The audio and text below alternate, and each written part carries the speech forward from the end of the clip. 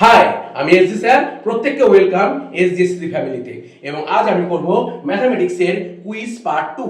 কি আছে quiz part 2? বলছে 1 - 2 + 3 - 4 + 5 - 6 ডট ডট ডট প্লাস 119 - 120 এর মান কত হবে এটা নির্ণয় করো। তো আমি কি দেখতে পাচ্ছি বন্ধু, 1 - 2 করলে কত হয়?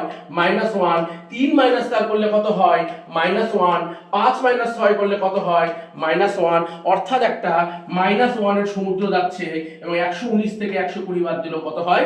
-1। অর্থাৎ অসংখ্য -1 এর সমষ্টি। এবং অসংখ্যটা কত?